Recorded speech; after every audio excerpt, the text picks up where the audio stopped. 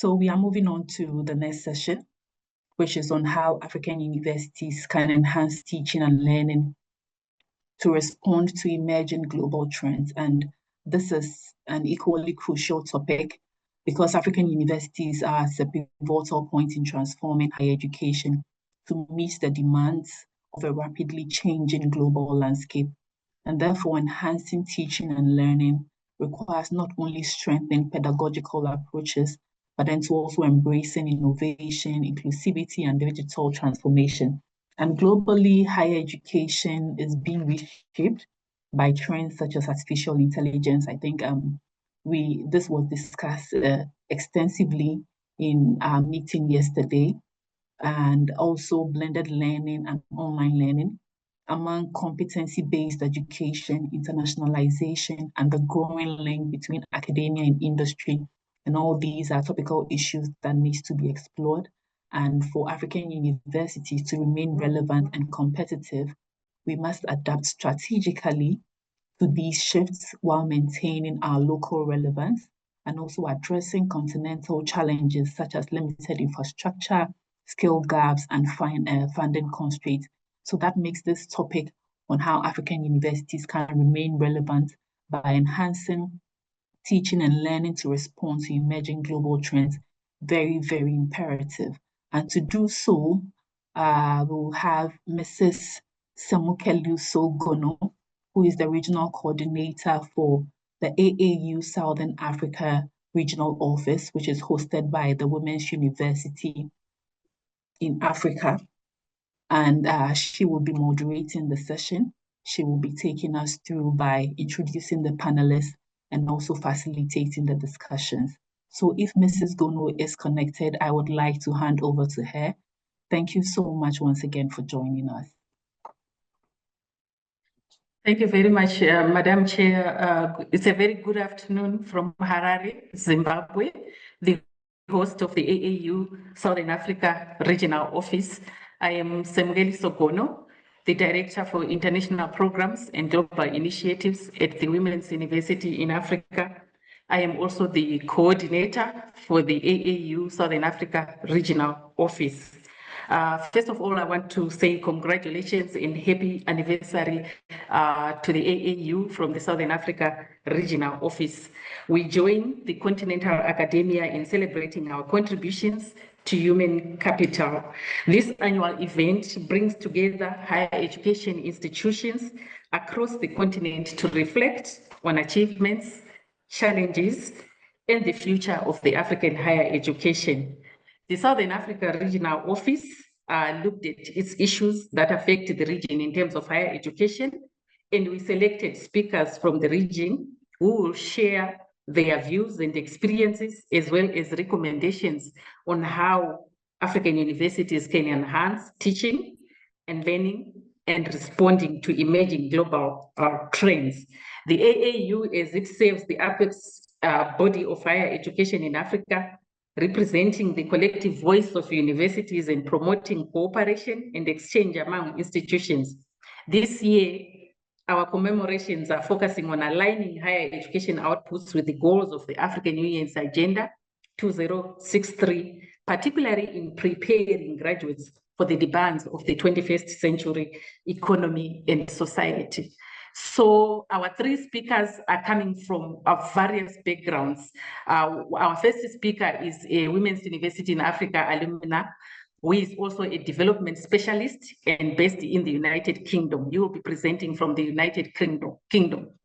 He is also going to be followed by our Dr. Tendai Masunda Zengen, who is the head of Department Artificial Intelligence, Software Engineering and Computer Science at the College of Engineering and Applied Sciences at the Africa University in Mutare, Zimbabwe. To put the icing on the cake, we are also going to be having the Vice Chancellor of the National University of Lesotho, also giving his views and recommendations. All of them are going to be having 15 minutes of presentation, and this is what the Southern Africa Regional Office is going to be sharing with the continent. I'm going to hand over to you, Madam Chair, to call upon our first speaker, Mr. Stanford Muzawazi, who is based in the United Kingdom. to present online, and then going to be followed by Dr. Tendai. It's over to you, Madam Chair, to bring in our speaker.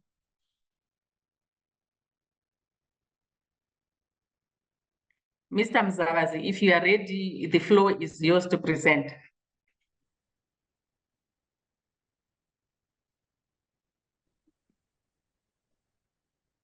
Good morning, everyone, and thank you for having me this morning.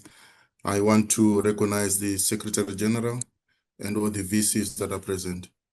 And in the same way, I want to congratulate the organization for the milestones and the purpose of the gathering this morning.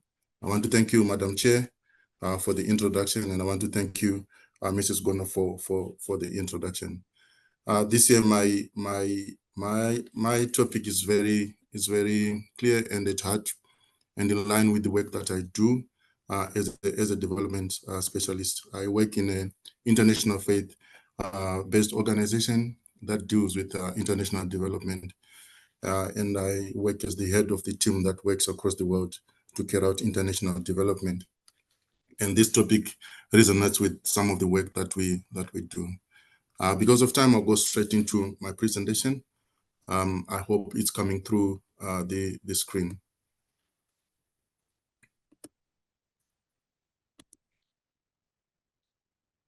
The document is not yet on screen. All right.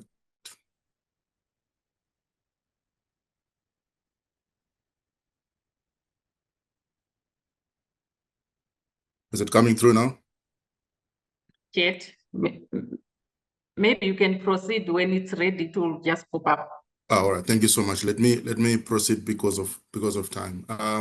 So the title of my presentation is Enhancing Teaching and Learning and Global Responsiveness, and I'm going to be looking at several aspects, but coming from a background of what are the issues and the trends that the universities in Africa needs to be looking at. So this is a very strategic topic, and I think it's good that it can influence the transformation of our universities in Africa to ensure that our teaching and learning is enhanced, and also to make sure that we are not just keeping pace, but we are leading the charge, and we're intentionally responding to global trends.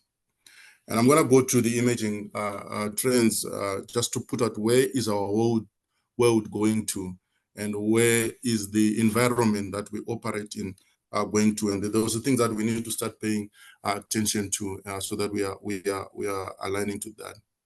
So the number one area of where there's a shift and there's a trend that is taking place that universities in Africa needs to take attention and response to is the digital transformation. We are having an increasing, a rapid reliance on digital platforms and information and systems. And when you look at that in the developing world, this is much more easier because of the infrastructure that is available. But in Africa, we have, under the digital transformation, we have got the digital divide that still exists within our communities, our cities, and our nations. We're still struggling with a lot of limited digital infrastructure. We're still struggling with poor internet connectivity in most of the countries.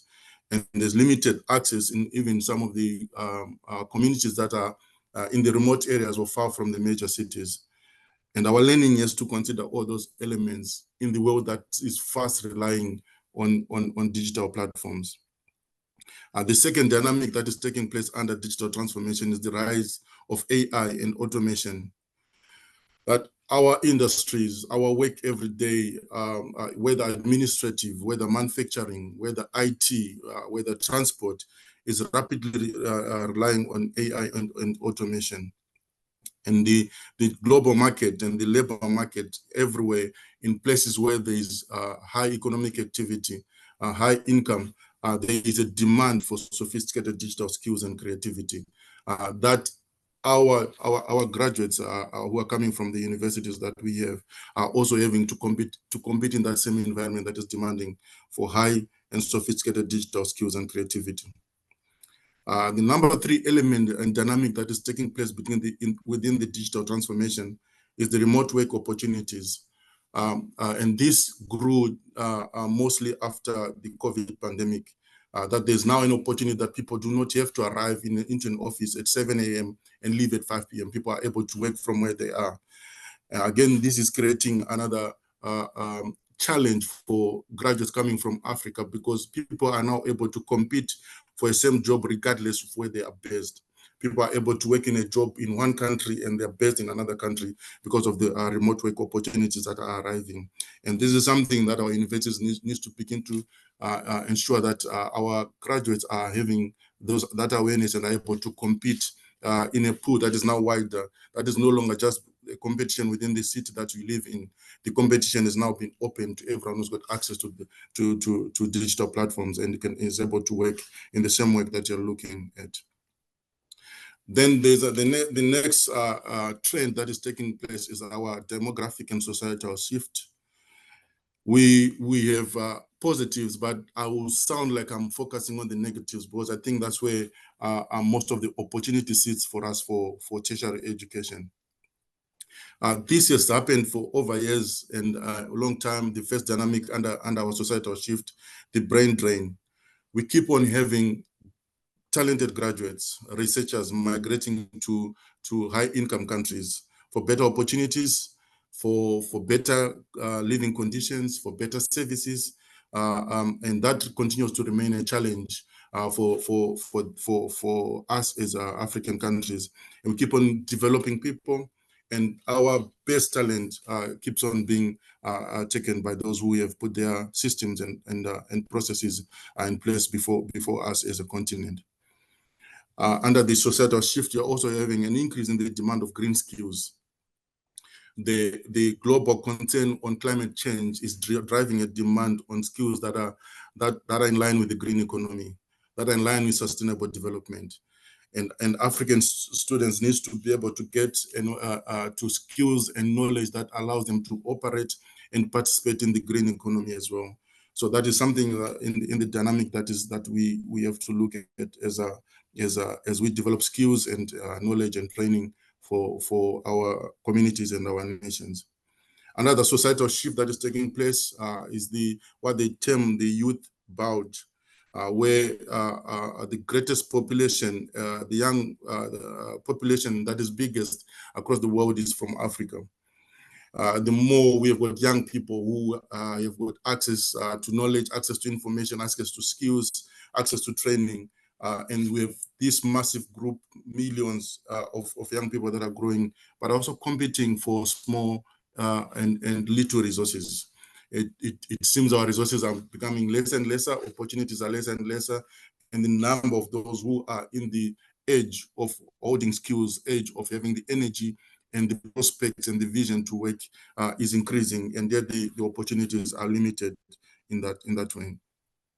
So these are the two shifts that we need to look at: the digital transformation and the societal transformation that we are having to work with as universities in Africa. I now go to my next slide that is going to look at how do we shift and how do we consider these dynamics as we move forward with higher education. And I'm proposing from my experience in development that we need to shift from instruction, to shift from getting the people through the course, but to empowerment, where people have knowledge, skills, ability, confidence, and are able to use those skills in any environment, regardless of their background. That universities are able to prepare anyone to be able to exist in any situation, regardless of what their background is. And in doing this, I've looked at a few things, and the first pillar of enhancing teaching and learning is that we need to move towards digital integration and infrastructure. Our learning and our teaching is to include blended learning models and ensure that we address the digital divide that I've mentioned earlier in my presentation. And we need to find ways that our access to internet and our access to training does not hinder and exclude others who at this point do not have adequate access to internet connectivity. So our focus in enhancing learning and teaching is to move to access and flexibility. How do we make sure that there's expanded access through digital platform for education programs? And also, how do we make sure that there's flexibility, that people do not only have to be sitting in a classroom setup, people can access high quality learning, high quality information, and high quality courses through our digital platforms. Number two, to enhance our teaching and learning, we need to move to student-centered pedagogy, where we are fostering high-level critical thinking, high-level collaboration, high-level practical problem-solving skills. We need to have graduates who, although even if they specialize in a particular course, that course needs to train them to be able to critically solve problems, to critically think over situations, to be able to collaborate with other industries, other partners, other information, and to be able to solve existing problems. And we need to move towards solving the problems that we are facing today as a continent, compared to us validating theories and problems that were identified centuries ago. We need to look at what our current African problems and how our students being pushed to make sure that they're thinking critically and they're thinking practically to solve those particular problems. So the focus on skills and the focus on engagement. Another element that we need to look at in terms of enhancing teaching and learning is educator excellency. We need to continue investing in continuous professional development for the staff of our universities towards modern techniques, towards modern technology integration. So our capacity building has to go further into acknowledging that there is a digital transformation that is taking place. Therefore, our staff members at any level in our tertiary institutions needs to have the capacity to be able to integrate our technology in their teaching methods. Number four, in enhancing our teaching and learning is to focus on quality and standards. I have had an opportunity to travel to a few countries across the world, and I think we have an opportunity for us to validate and confirm that the work that we do is high quality and high standard. And our alumni are going to be the ambassadors of showing that the information, the learning, and everything that they've gotten from our institutions is high quality. But it also requires that for the universities to focus on quality and standards. We need to implement robust, transparent quality assurance processes that improve our teaching methods, that improve our governance, that improves our integrity, and improves the level of credibility of our teaching and of our courses across the globe.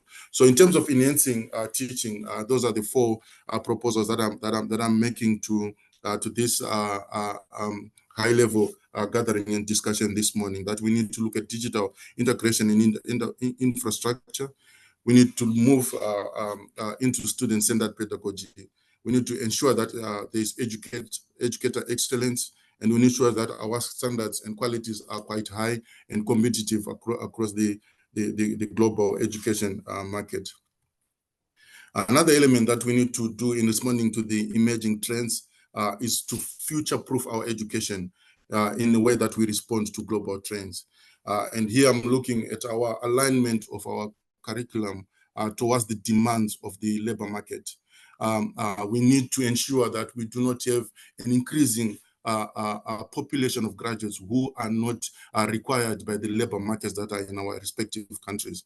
Our economies needs to be able to swallow immediately the graduates that we are bringing out of our universities. And we can only do that if our curriculum is aligned to the labor market demand. And I spoke about the green economy, I spoke about the digital economy, that we need to make sure that we are aligned to that. Beyond that, we need to also make sure that our graduates are not only thinking about being employed, but we position entrepreneurship, we position self-employment through the knowledge that is coming through our universities. So we need to focus on employability on two fronts, on being able to align to the current demands of our economies and the global labor market, but also focus on employability that can happen through entrepreneurship and sustainability across our cities. About 3 minutes. Yes, thank you.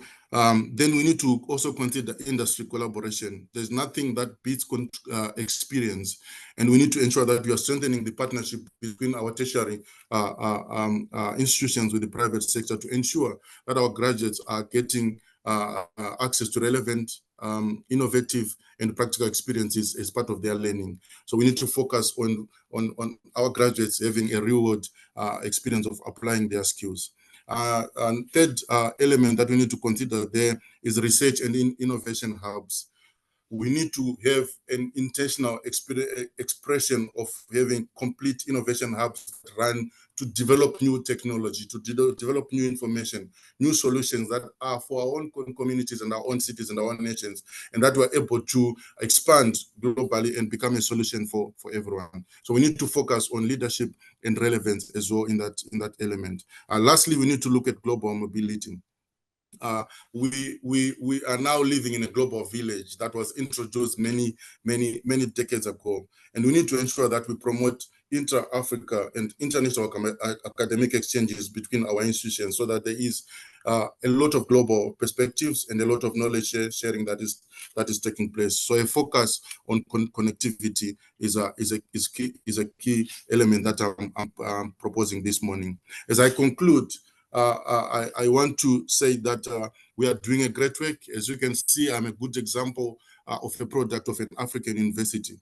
But all that I've shared as the challenges and the potentials are opportunities that we have in Africa as we align and try to link to the global market and trends that we have. We must evolve and not just educate, but we must lead in addressing our own local challenges and also contributing to addressing global challenges. We must align our academia with global demands and local needs, and we need to focus on relevance and innovation and leadership. I thank you for this opportunity to being part of this conversation this morning. I hand over time back to the chair. Thank you, Mr. Mzavazi. I can see our audiences are burning to fire the questions, but maybe we will have them at the end of all the other presentations for the sake of our time. That is Mr. Mzavazi, our development specialist based in the United Kingdom, but a graduate of the Women's University in Africa.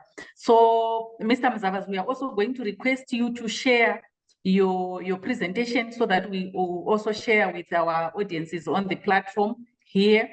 For the sake of time, I'm going to call upon our second presenter from the Southern Africa Regional Office, Dr. Tendai Zengeni, our specialist in the artificial intelligence environment. The floor is yours, Madam. Keep on sharing your questions on the platform.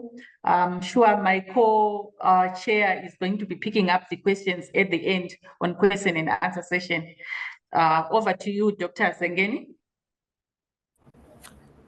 Thank you so much, Mrs. Gono. May you please confirm if you can hear me? And yes. I'm sharing my screen right now, so I'm not sure. I can see the screen. I can hear you. Oh, thank you so much. I'm hearing you. Okay. So good afternoon, everybody. My name is Dr. Tendai Zengeni. I'm a lecturer at Africa University, and I'm also the HOD in the Department of Artificial Intelligence, Software Engineering, and Computer Science. I'd like to congratulate the Association of African Universities on your 58th anniversary.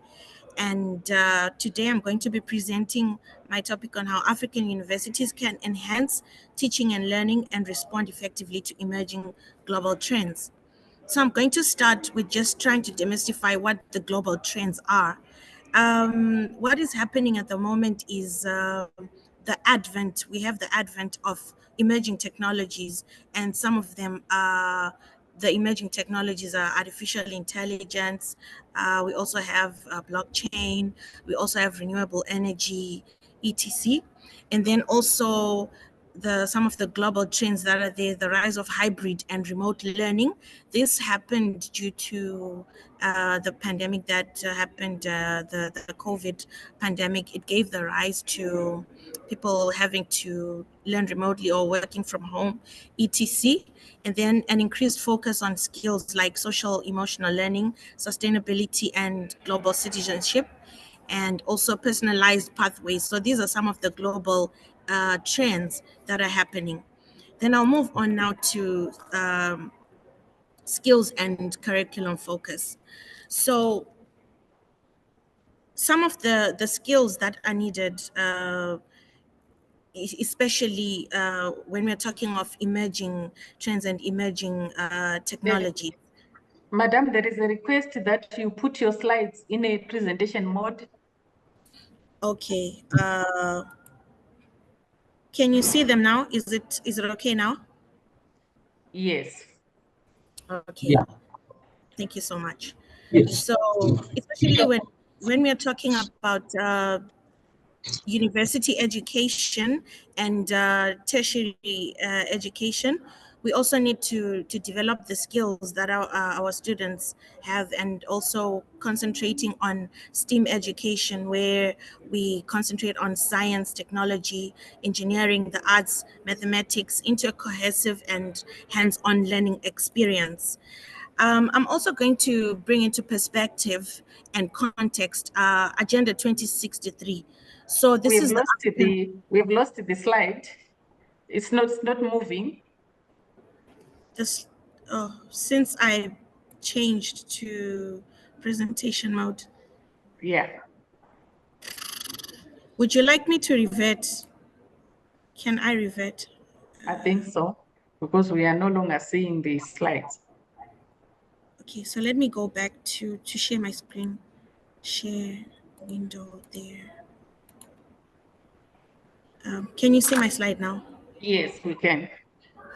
Okay, so I'm going to continue with Agenda 2063. I just wanted to put it into perspective, since we are dealing with the African Union and also Pan-African universities. So Agenda 2063 has to do with the 50-year strategic blueprint for the continent of Africa, whereby it aims to build an integrated and prosperous, peaceful Africa driven by its own citizens.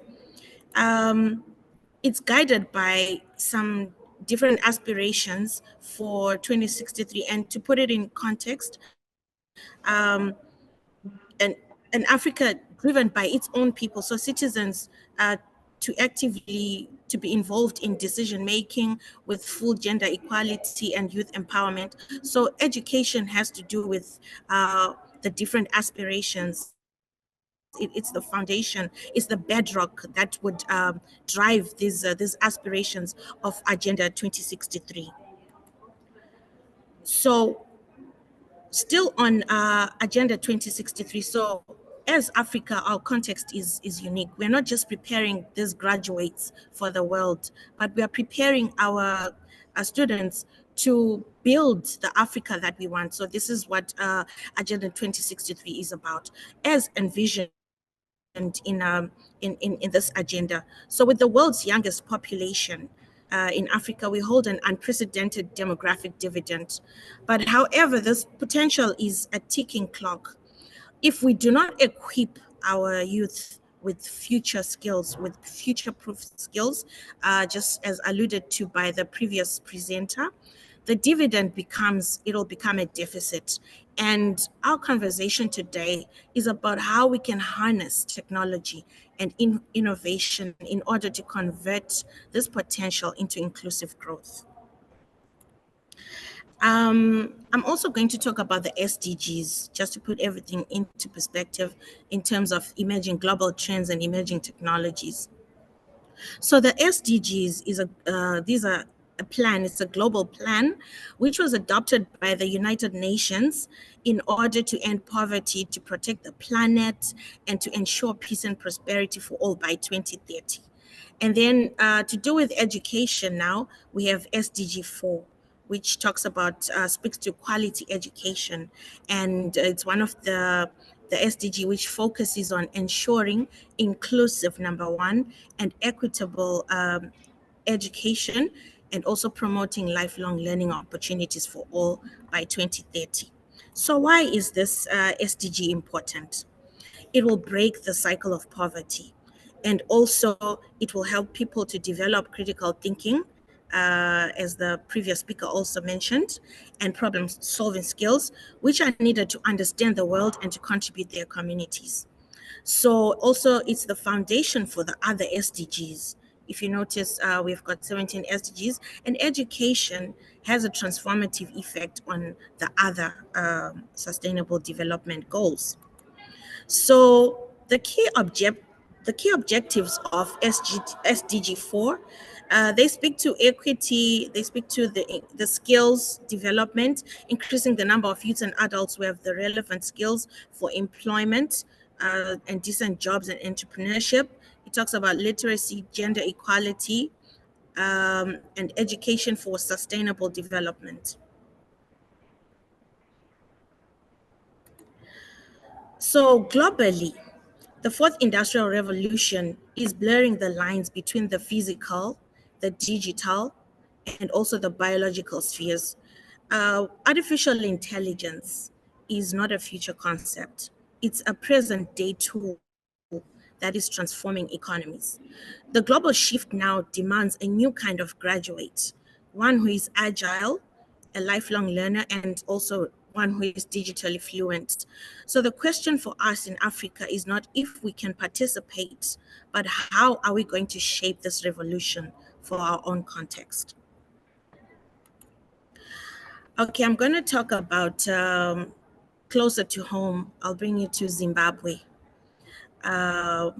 We are a nation that is rich in intellectual capital, as evidenced by our literacy rates.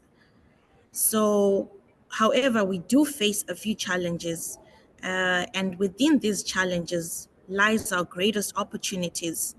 So, it's also the same concept in Africa as well. So, how can a student who is in a remote town, how can they be able to access the same quality of specialized instruction or education as one maybe in a capital city? So this also speaks to how our lecturers can manage large cohorts effectively. So the answer, it lies in strategically deploying technology, not as a luxury, but as a core component of our educational infrastructure. And this means directly supporting our national agendas. So it's very important for the government, even for our institutions, to actually invest in technology that can help us to give instruction to our students and to also give them a seamless experience.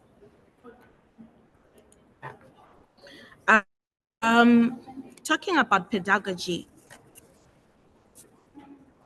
so how does it look like in a lecture hall? So imagine an AI teaching assistant that can provide extra practice problems to struggling students, or grading routine assignments, allowing the professor to focus on other, deeper conceptual discussions. So if we can employ AI assistants, so this is the future. We are being futuristic. AI assistants, they are the future of education. They are the future of instruction because they can give personalized learning. If you have a student who is struggling, let's say in mathematics, maybe in quadratic equations, so this AI personalized learning system is going to track the progress of the student and will give them, extra work according to how they are performing, so that they can be able to get that practice and get better as time goes on. So AI is used. We have 5 minutes, madam. Okay, thank you so much. So AI is used to stimulate students so that they can actually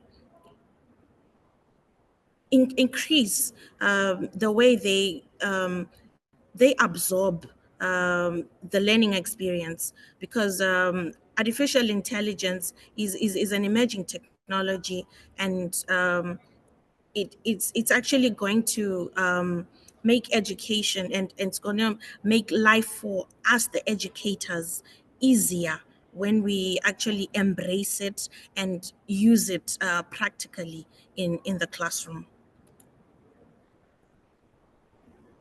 So technology alone is not the end goal. It's the vehicle. The destination is a skilled citizenry. We need to have citizens who are skilled, citizens who are capacitated. So we need to deliberately cultivate those skill sets and the technical prowess in order to build and manage these new technologies, and the uniquely human skills of creativity and ethics that machines cannot replicate. So it's important for us to actually, the new skills that are going to be there in the advent of these emerging technologies and artificial intelligence are critical thinking, as alluded to by the previous presenter as well. He mentioned that we need to have to cultivate critical thinking into our students, because when we're talking of artificial intelligence, you will notice that many of our students now in universities, in tertiary education, if you give them an exercise, they just throw it into Chat GPT or some of these applications, and basically what they do is they regurgitate what they are given, and they just give it back to us. But in essence, if you have managed to test this AI, you will notice that it does hallucinate, number one, and number two, it does not always give you the correct answer.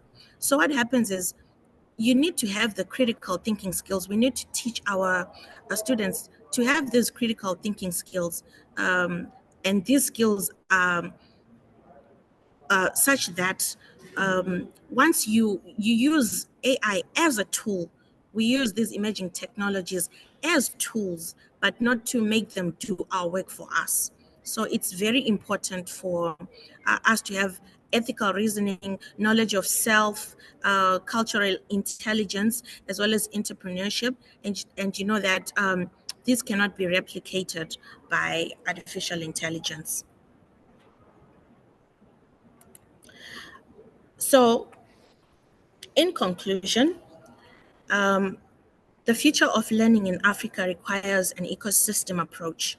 Our universities must be brave, and they must continuously revise their curriculum.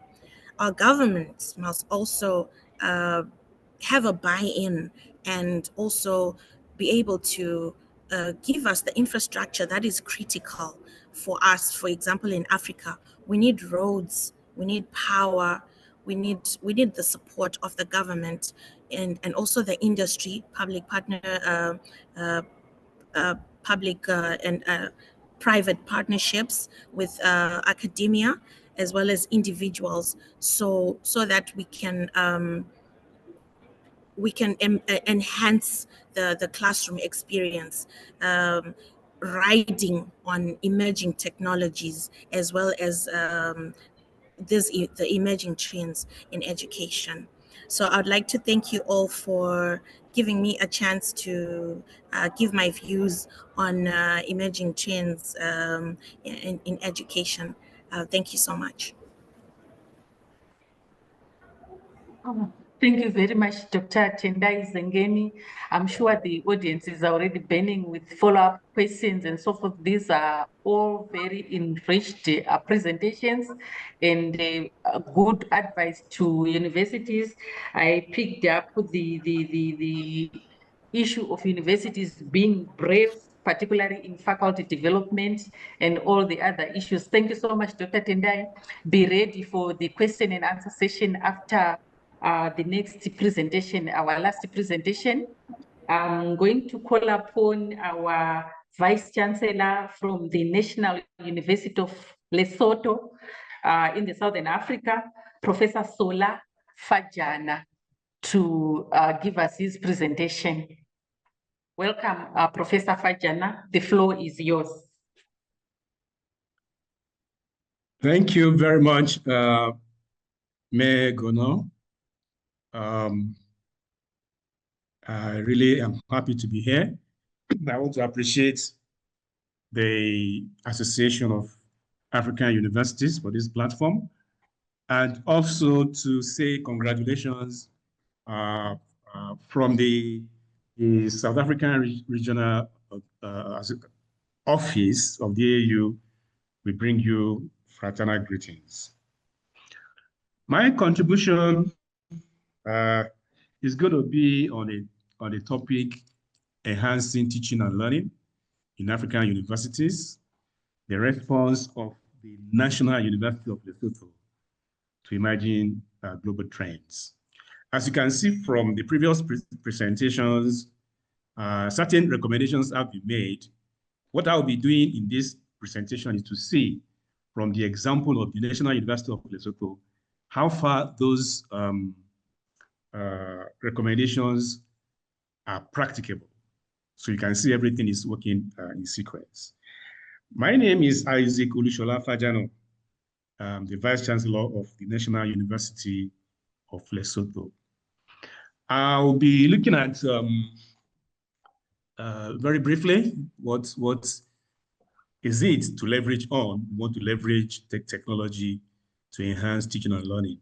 I will be talking a little bit about innovative curriculum design and delivery, and then how to foster a culture of innovation and entrepreneurship.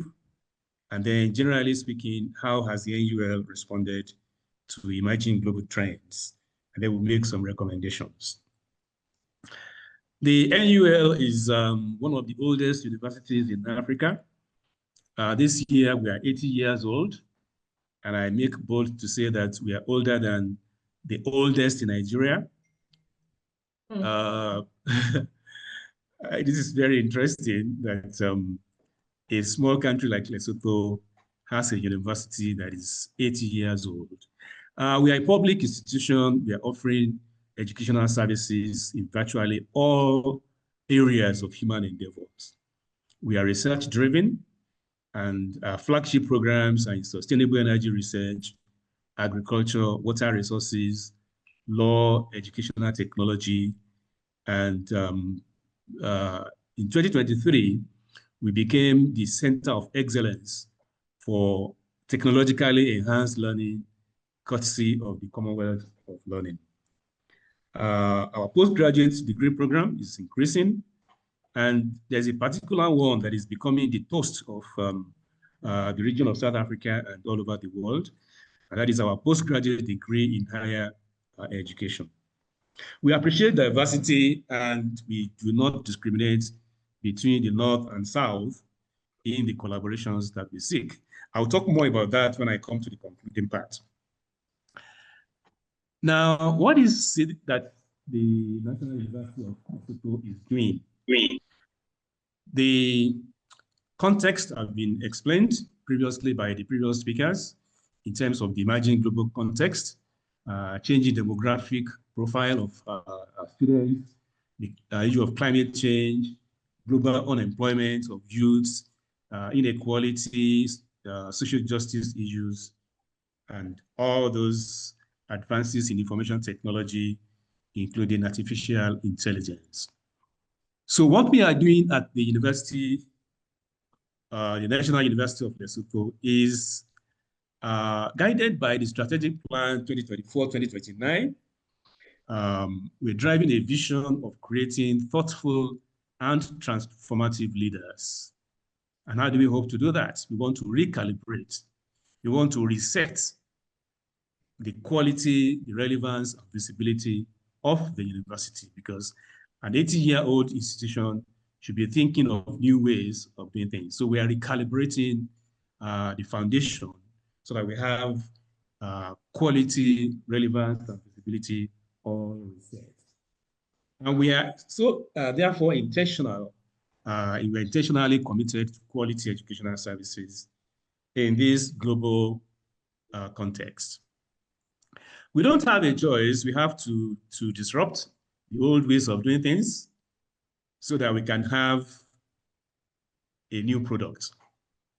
The old university needs to become a new university. And so we need to disrupt a lot of things so that we can move ahead, because to resist is to die. So we need to innovate or die.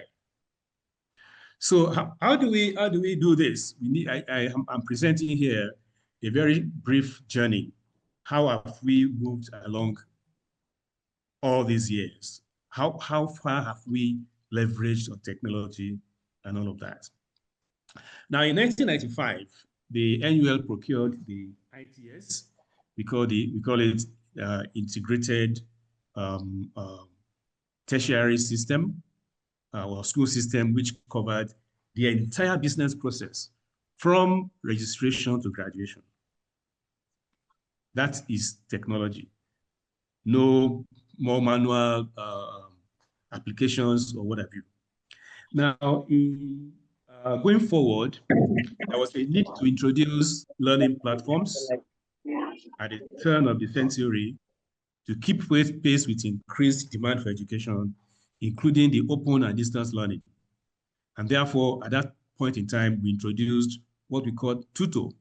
TUTO is the homegrown learner management system, which was designed by the university's Department of Mathematics and Computer Science.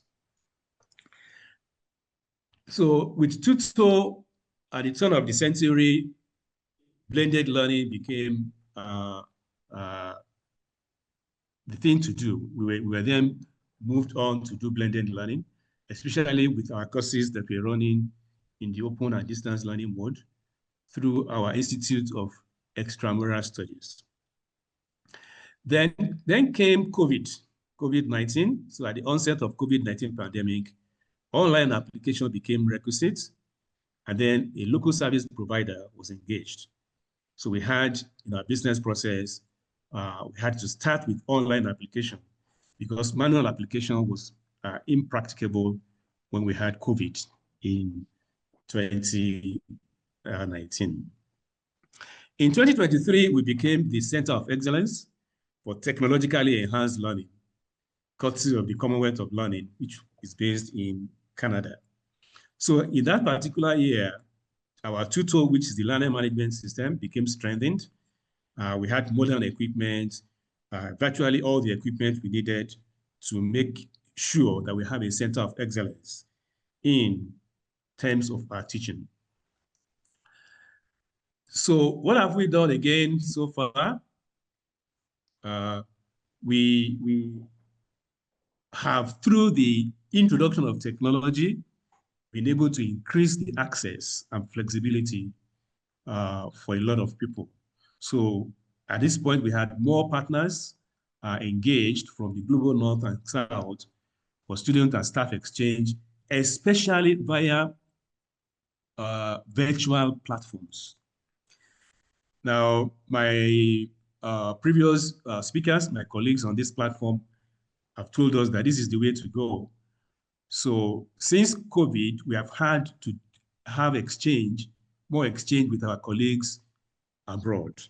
And so you could have a lecturer teaching from South Carolina, and students are receiving instructions in Lesotho. That is the way we have gone so far. And so this means more students and staff had increased access and flexibility, all because of technology. Then you want to ask me, in terms of examination, how do we ensure examination integrity? We had to procure some kind of software that enables us to monitor our students when they are writing exams at all the various remote centers. Also, we have research collaborators who bring even the laboratories to our campuses and the villages. Now, we have collaboration with a pharmaceutical company in South Africa, and we needed to use their laboratories. So instead of carrying our students to their laboratory in South Africa, they bring the laboratories on trucks. We call them mobile laboratories.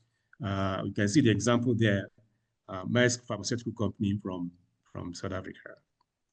We also have the Mobile Legal Aid Clinic, which was donated by Rhodes Fund. Rhodes Funds is a government agency in Lesotho.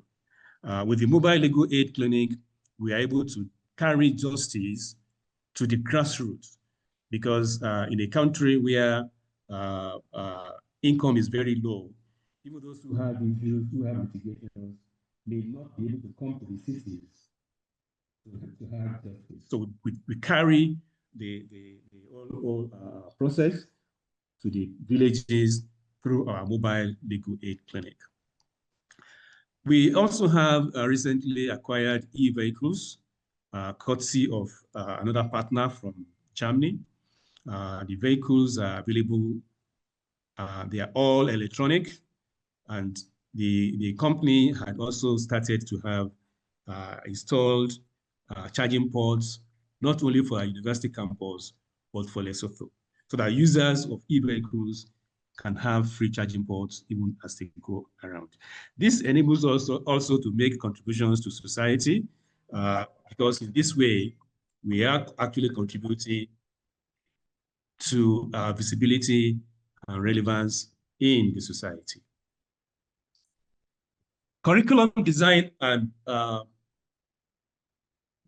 and delivery have become very interesting, very much enhanced because of technology. Our Center for Teaching and Learning regularly revises all the old programs to make sure that they are relevant to the needs of society. Then we have e-programs that are being processed in a number of faculties.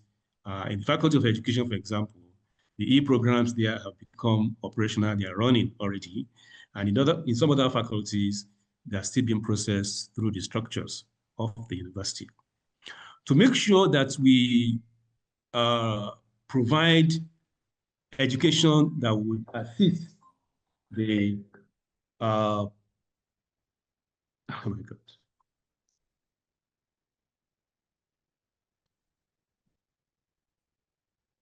You are breaking? Sorry, I got some distraction. Sorry there. Yes, I hope we are winding up. We have about 3 minutes. Okay, I'll try. I'll try. Okay, I was talking about the extent to which we have deployed technology to guide our curriculum designs, and also the extent to which we have, and I was about to talk about the extent to which we rely on industry to make sure that our curricula would address the needs of industry through what we call the faculty reference groups.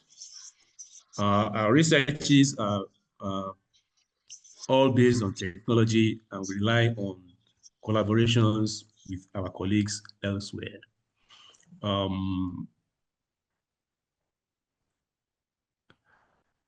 In terms of entrepreneurship, the National University of Lesotho is reputed for its contribution in the region. We have a very formidable innovation hub where industries are grown right away from ideation stage, where the ideas are brought out from research in our laboratories, in our classrooms. We take them through incubation, through acceleration, mass production, and even industrialization. And the products of that particular innovation hub are making waves, not only in Lesotho, but in South Africa, where a lot of industrialization have taken place, arising from industries that were nurtured, incubated, accelerated, and released to society through our innovation hub. Again, to make sure that the graduates are going to be employable when they finish, we have a consortium of South African universities. We have this collaboration which we call UNICO Create. This is where universities meet with industries, and then the consortium is formed to ensure that our universities, our partnering universities, are truly entrepreneurial.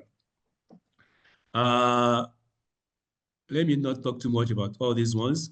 except to say that now, how do we respond to emerging global trends? All the sustainable global development goals, the 17 of them, can only be addressed by education. And so we believe that universities are well placed to be able to tackle all the challenges we confront, which have been highlighted in the Sustainable Development Goals. But specifically for the issue of climate change, we are beginning to see that the climate in Lesotho, because of the relief that we have, we are called a kingdom on the mountain.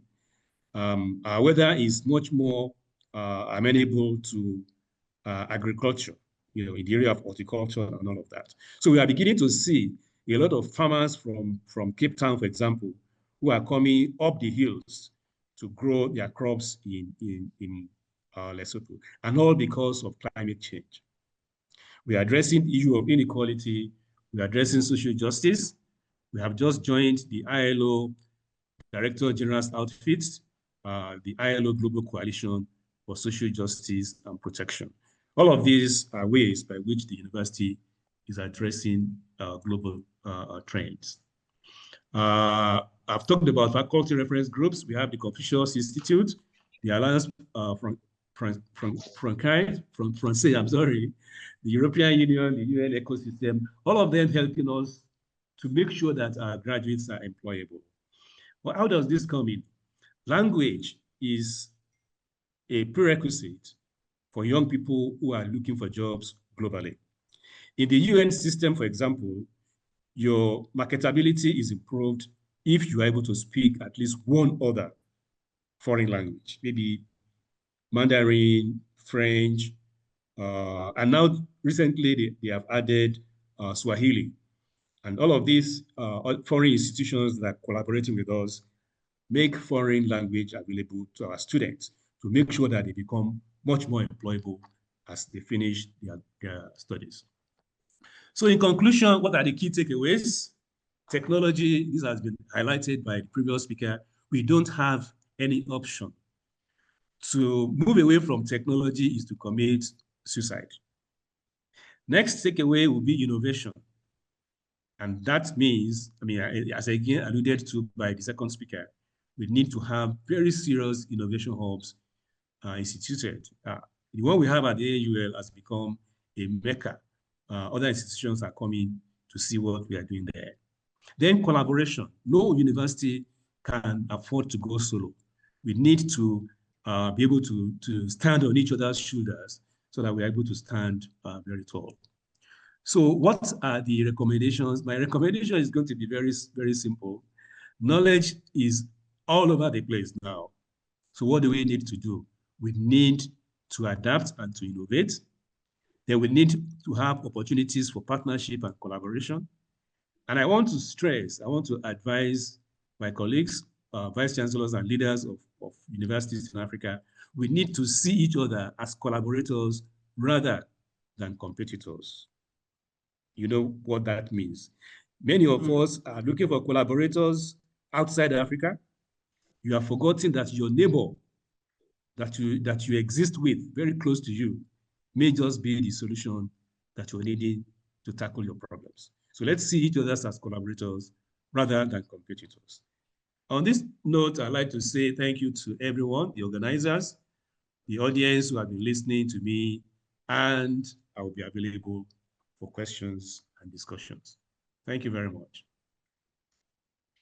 Thank you very much, Vice Chancellor, Professor Fajana.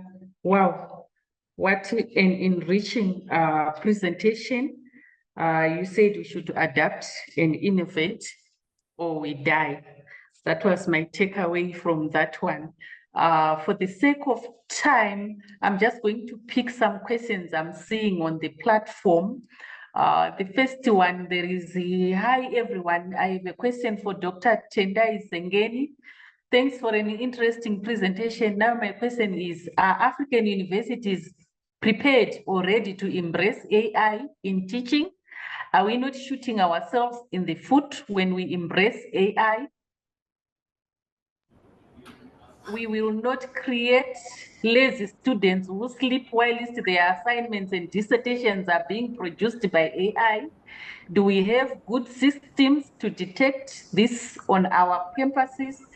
Do we have rules and regulations and laws related to the use of AI in learning situations?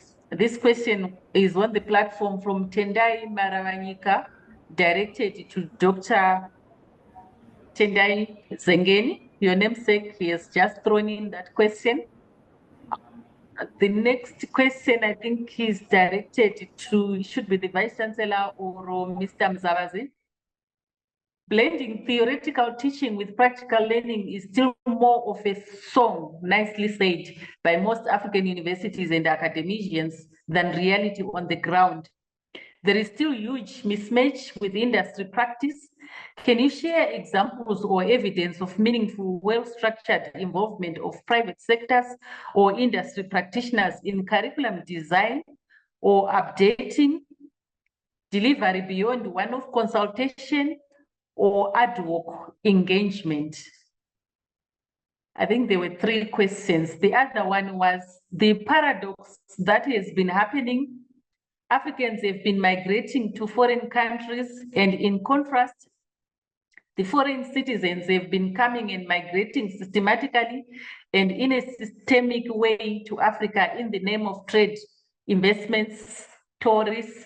My question for the first dear presenter, that is Mr. Mzabazi, how can African universities change or reduce this paradox?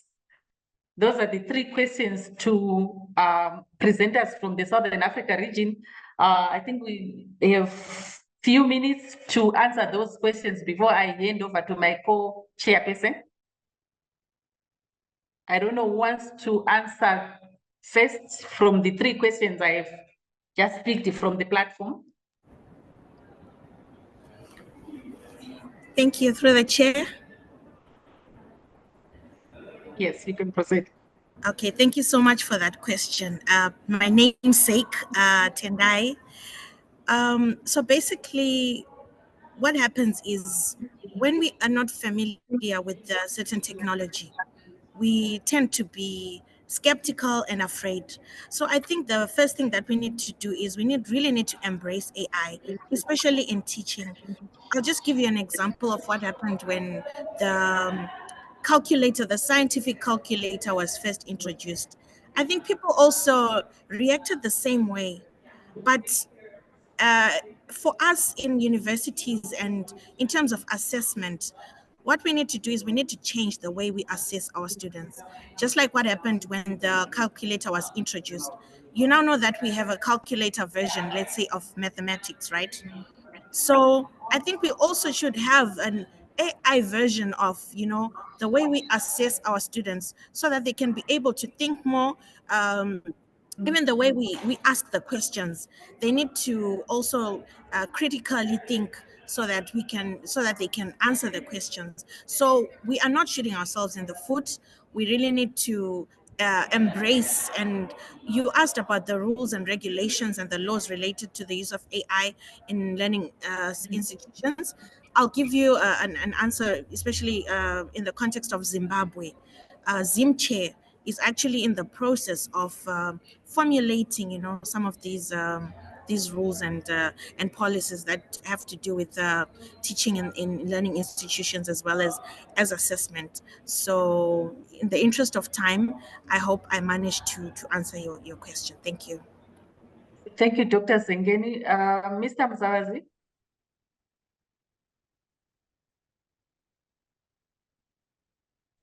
Thank you so much for that important question. I think some of the answers lies with the questions of do we have policies, do we have systems, do we have structures? And I think in the presentation is to say we need to be ahead of the game and actually begin to have those policies, because AI is not going anywhere. The use of it is increasing. So how do we go in front of the problem as institutions and be able to put policies and systems that allow it to do that? I think in solving that, we need to have specific investment towards creating digital platforms that work, that anyone can access in any point. As I mentioned in my presentation and the presentation that followed, we now have a culture of people wanting to continue to learn and build new skills. How do we tap into that and not be limited to accessing a student regardless of where they're situated? Also in Africa, we also need to get an understanding that part of the trends in the societal shift is people can change careers now. Someone doesn't have to be in the same career for 40 years.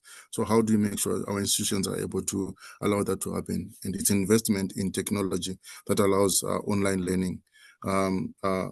My master's degree, I did it with an university in the UK.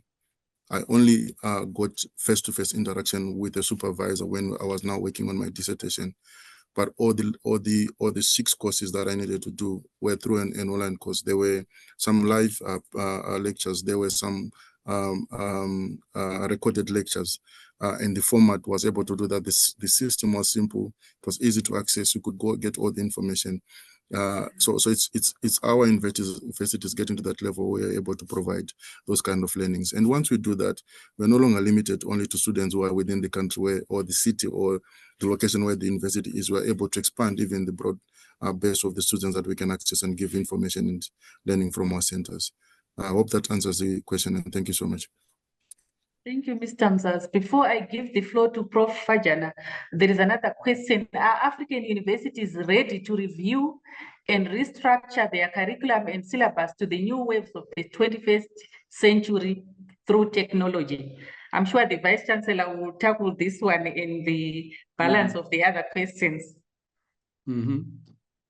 Yeah, thank you very much, Chair.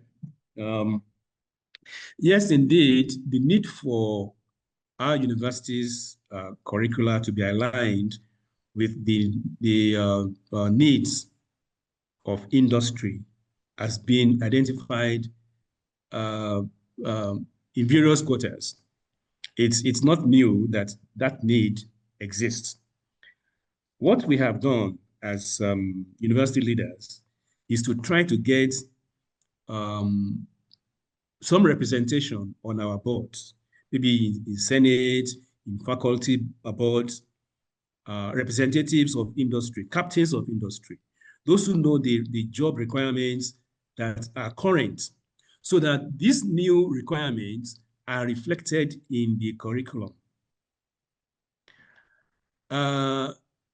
What is currently happening now, at least from our standpoint at the National University of Lesotho, is that we have brought what we call the Faculty Advisory Board to the level of departments, not even faculties, not even one board for the whole university, but each faculty has a board and each department has a board. The reason for doing that is to make sure that you have representations from industry who can come onto the board and reveal to you where you need to make changes in your curriculum. And that works very well because by the time the graduates finish, they have the skills that the industry actually requires.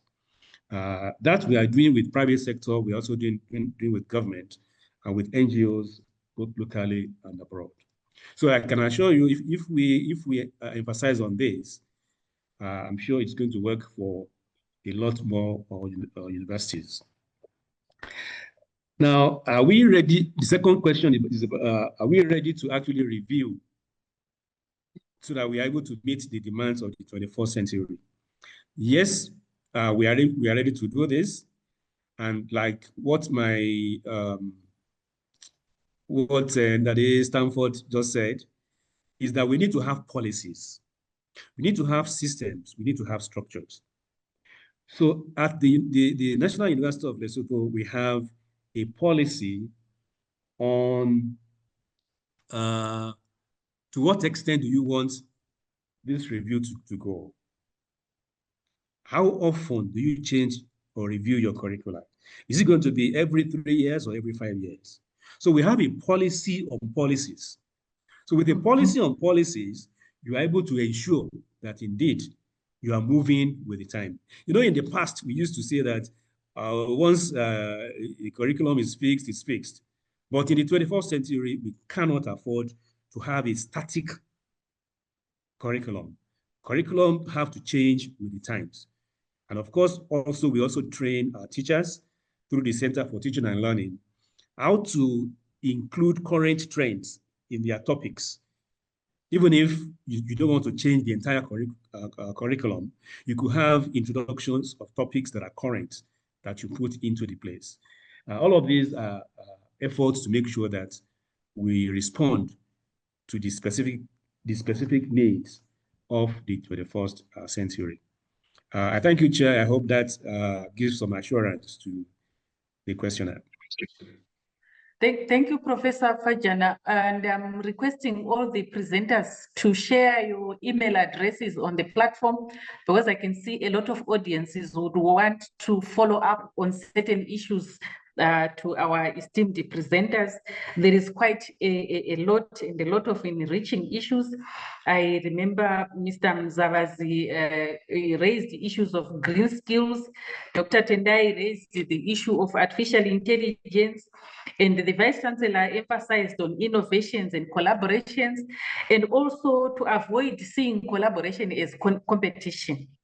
I think these are key issues that the Southern Africa has shared with the continent on how we can improve teaching and learning at our institutions. Handing over to my co-chair, Mrs. Millicent. These were the presentations from Southern Africa. I'm sure you have some few minutes for moderating the presentations. Thank you, Madam Millicent. The floor is yours. Thank you very much, Mrs. Gono, for adequately and effectively moderating the session. We are right on time. I think we are supposed to end at 11:40. And from my side here is 11:22. So thank you very much for helping us keep to time and for your very insightful contributions. And then a very big thank you to our panelists as well for giving their perspectives on this very important topic of how African universities can respond to emerging global trends.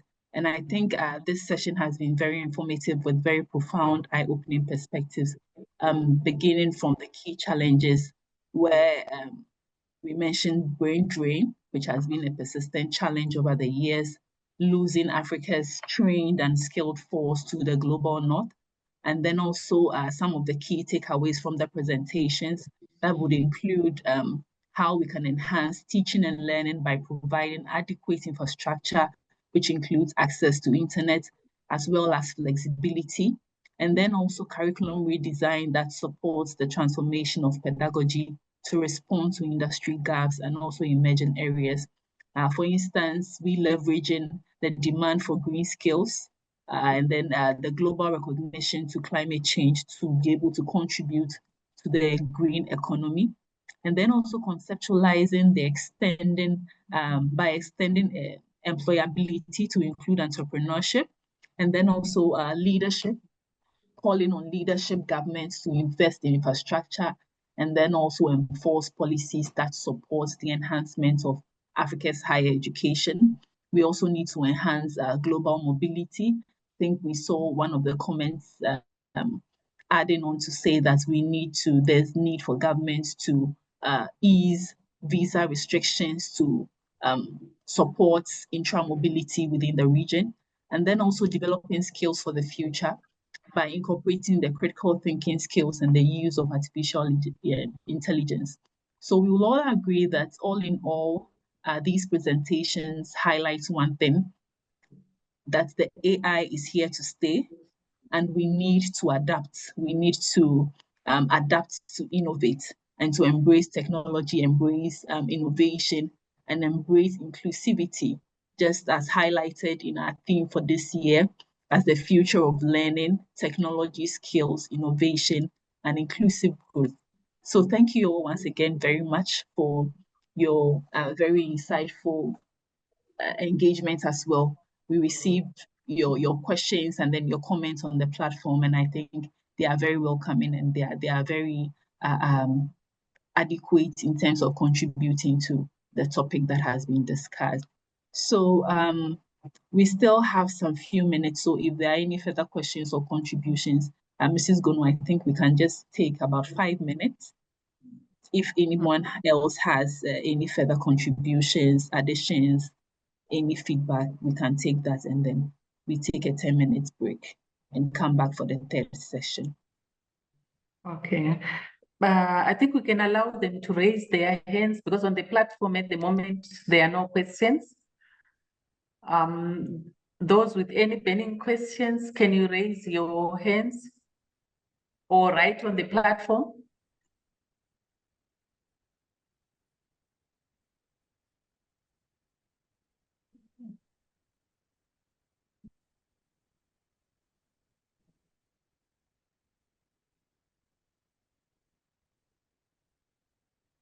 The requests are just for the presentations. I'm sure our presenters are going to share with us, then we'll send on your emails. If you can also put your emails on the platform.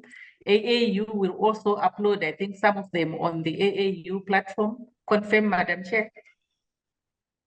Yes, we will. And I see 2 hands up, so we may want to take them.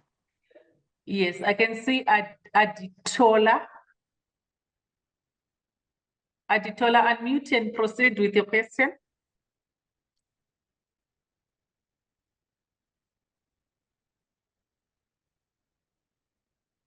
I'm just seeing one hand. It's muted. There is also Mbambo Tata. Mbambo Tata Bushe, you can unmute and Good ask afternoon. Good afternoon, and mine is not well, maybe a question would be better, and it's about AI, and to Dr. Zengeni, who spoke about AI. To what extent are they, as information technology specialists, ensuring that our students are net contributors, or that our people are net contributors to the development of AI? Because as you know, AI speaks the language of the North, knows information from the North, knows the standards from the North. How much does it know about Global South? And to what extent are we as Global South practitioners ensuring that our students, and our students in particular, and our programmers are participating in the development of AI? Thank you so much for that important question. I guess it's important for us as educators to constantly inspire, our students to be able to contribute. Basically, what happens with AI is it just gives back what we give it. So, in order for us to shape our individual narratives, maybe as countries or as the region of Africa, we should not just be consumers of AI, we should also be producers of AI. So, AI is a very, very broad domain. So we should encourage our students to be innovative, to be programmers, to do a lot of programming, and also to have inventions to do with the AI ecosystem. So you asked me to what extent. I think it's important for us to continuously work towards inspiring them to be more innovative. That is how we can also take part in the AI revolution as Africa and as a Pan-African, because we are the ones who shape our narrative. So we should also be producers of AI. Thank you. I can see there is Aditola Christiana. You can unmute and ask your question. There is also Morufu Raim. Morufu Raim, you can also unmute and ask. Good day all from this part of Nigeria. Can you hear me? Yes. Yes, thank you so Yes. much. Happy to be parcel of this wonderful discussion. However, I have some few concerns, particularly as it pertains to Nigeria, to Africa, and what AAU can also Also, I have been a beneficiary of AAU in terms of their internship program back years back. However, regarding the use of AI, you will agree with me that the world is changing and it's changing in a more geometric pattern, and so therefore there is need for us as lecturers, as AAU, to also change the structure, particularly when dealing with students. For me, I just put down some few points. I said AI should be adopted by all universities. However, university should come up with software to dictate the use of AI by students in order to also limit this use of garbage in, garbage out, and the rest of them. Also, there is need to also begin to change the structure, our curriculum one, and the structure in which we ask students questions, particularly during exam. Rather than giving them a straightforward exam, we should engage in more applied questions that is geared towards solving societal problem. And that is why most of our students, once they graduate, you hear they are unemployable, they are not unemployable, because of this concept of la ride, la crème, la poor. I think we should to do away with that la ride, la crème, la poor syndrome that has actually affected most of our students, particularly in the global south. Also, another concern for me is the recruitment process for most universities and promotion process. For instance, because we talk about climate change and the rest of them, I see the university as an avenue through which some of these climate footprints can be reduced drastically. But rather than doing that, it's like the university is also contributing towards climate change. For instance, when it comes to recruitment process, you see a university made an advert and said lecturers should submit 30 copies of their CVs and credentials. So for a lecturer or a professor or associate professor whose CV is about 40 pages and is to add other credentials to it, to make it a one copy, probably plus minus 80 pages in 30 places. To me, that's a waste of resources, a waste of fund. It shows that the university is also contributing to climate change, because trees are used for the production of these papers we are using. Also, the same goes to promotion. You see, they will ask you, okay, prepare your document and all of this. Rather than doing all of that, let us adopt the use of AI once again, and the use of internet. That is why it is encouraged that all lecturers should be visible in Google Scholar, in ResearchGate, and these are platforms that the university authority being supported by AAU and the rest of it to begin to anchor on, so that a lecturer can be assessed through its global visibility and the rest of them, rather than submitting homogeneous number of his papers, and at the end of the day, is after the recruitment, sometimes they might not be called. Waste of resources, waste of fund, and the rest of them. So I think we need to begin to change our approach so that we can begin to get things right. Thank you, and over.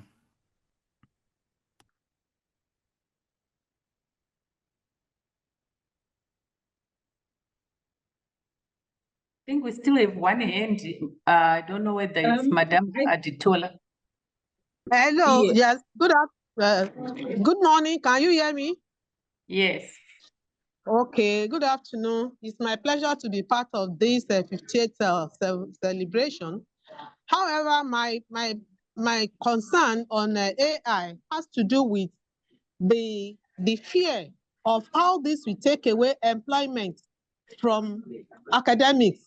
And the future of the students who are so deep in the use of AI, how can we use it to solve the problem of pan and gown?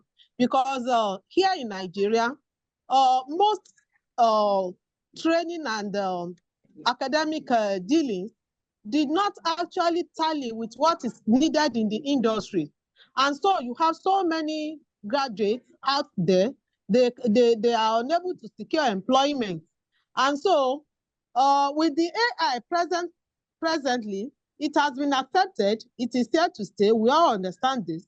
But how can we use this to reduce the level of unemployment within our society and within our academic sectors?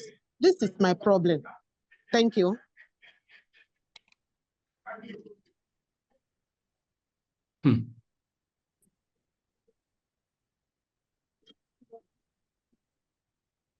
Hello? Can you hear me?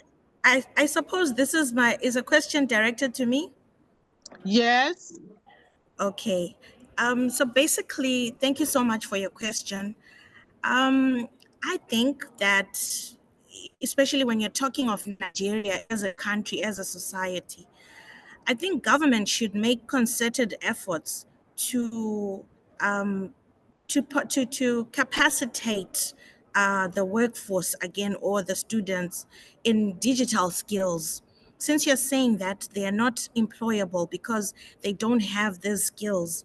So, like, for example, in my country, our president launched a digital skills program that is going to capacitate about 1.5 million youths in digital skills, so that they can be able to have these new skills to do with AI, so that they can be employed. So I think there has to be something like a national effort to be able for capacity building, and even for us, the educators. So that is what I think.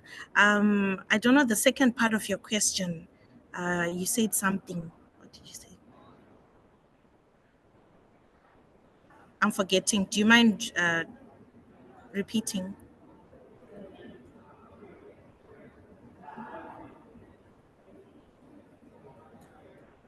Oh, she's gone.